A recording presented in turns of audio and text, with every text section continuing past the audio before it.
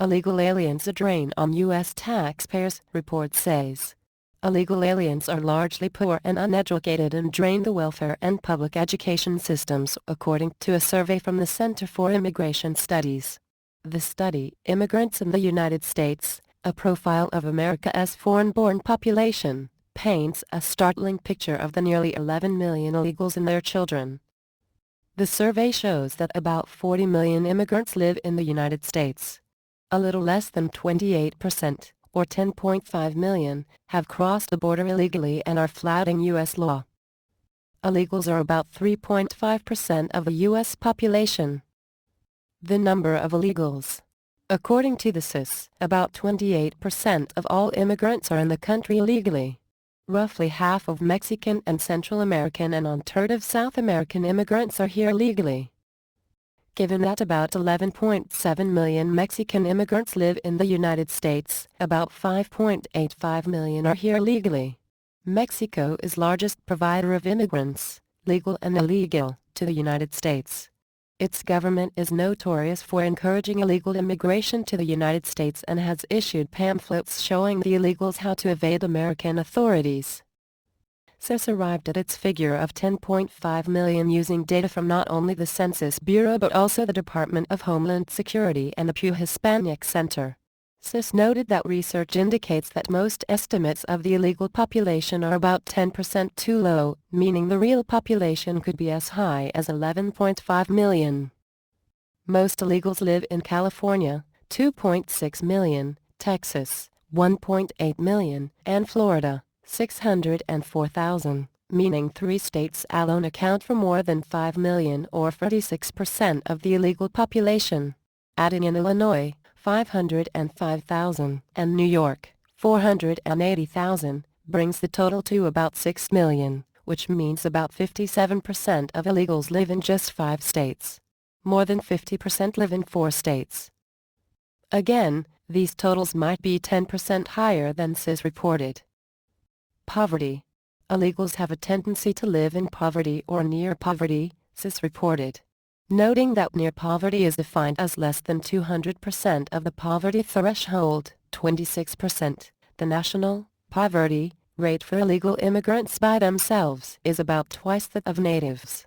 The rate is even higher, 30%, when their U.S.-born children are included. Nationally, illegal immigrants and their U.S.-born children account for 9.9% of all persons in poverty, compared to their 4.9% share of nation's total population. Illegal aliens clearly have low incomes, and the low-income population in the United States is clearly larger because of immigration. Nonetheless, illegal immigration accounts for only a modest share of the total population in poverty. Moreover, it should also be clear that most illegal immigrants do not live in poverty.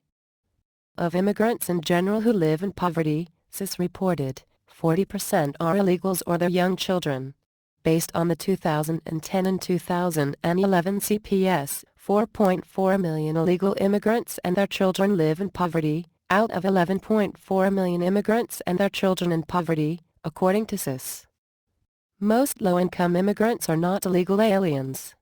Put a different way, legal immigration has a larger impact on the size of the poor population in the United States than does illegal immigration. Illegals live in poverty at higher rates because they earn much less money compared to Americans. The average household income for illegals is $39,191. For Americans, it is $68,361, a difference of about $19,000. The difference in median income between illegals and Americans, just below $15,000, is less but still significant. The median income for a legal household is $35,755 for Americans, $50,437. The per-person household incomes show a similar disparity. The average for illegals is $12,991. For Americans, it is $28,185, a difference of about $15,000. The median was $9,443 for illegals versus $20,795 for Americans, a difference of $11,352. Welfare.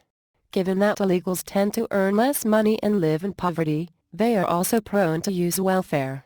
In Texas, for instance, 58% of illegal households collect some form of welfare, CIS reported, with 49% using food assistance and 31% using Medicaid.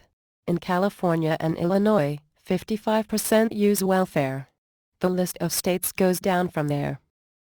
Nationally, 37% of illegals use welfare, 39% use food assistance and 35% use Medicaid. According to CIS, higher rates of Medicaid and food assistance used by illegal immigrant households is not caused by an unwillingness to work on the part of illegals. Almost all illegal households have at least one member working, a higher rate than American households, CIS noted. But because half of all illegals didn't finish high school, their average income in the modern economy will be very low. Education. As one would imagine, a population of more than 10 million illegals is a crushing burden on public schools. Illegals are 1.3 million of the school-age population and about 2.4% of 5 to 17-year-olds, CIS reported. Taxpayers provide some $40 billion to educate illegals and their offspring. School-age illegal aliens plus the U.S.-born children of illegal aliens comprise about 7.2%, 3.9 million, of the total school-age population, CIS reported. In states like Nevada, Arizona, Texas, California, Washington, Illinois, and New Jersey, illegal immigrants comprise a much larger share of the school-age population than they do nationally. Since per-student expenditures in the United States are roughly $10,000 a year, it is likely that some $13 billion annually goes to educate illegal aliens in public schools. The total cost for educating illegal aliens and their U.S.-born children likely comes to over $39 billion a year. In its section on the income of illegals, CIS reported that public education at $39 billion to educate illegals highlights the fiscal problem they create. We estimate the combined total income of illegal immigrant households at about $162 billion. If these estimates are correct, it would mean that just to cover the costs of education they would have to pay 24% of their income. Even if illegal immigrants paid all the income and payroll taxes that they should, given their lower income and large household size, it seems doubtful that they would pay enough in taxes to cover the education of their children, let alone all the other costs they create. But again, this is because of the education level of illegals, not because they do not work. The vast majority of working-age illegals work. But because of their education levels, a very large share of illegal immigrants have low incomes. This is the primary reason that their presence in the United States tends to strain public coffers. Insurance. Unsurprisingly, most illegals do not carry health insurance. About 62% of illegals, or about 6.5 million, lack health insurance, compared to 14% of Americans. Across 11 states, well more than half of illegals are uninsured. In Texas, 72% are uninsured. In North Carolina, the figure is 69%. In Colorado, it is 66%. Adding in the children of illegals to the total uninsured brings the number to 7.3 million, or 50% their total population. Illegals also account for a large share of the total uninsured population, CIS reported. Nationally, 14.6% of all uninsured persons in the United States are estimated to be illegal aliens or the young children of illegal immigrants. This compares to their 4.9% share of the nation's total population. In some states the impact is much larger. In Arizona, California, Nevada, and Texas, roughly one-fourth of the uninsured are illegal immigrants and their children. In New Jersey, Washington, and North Carolina, roughly one-fifth of the uninsured are illegal immigrants.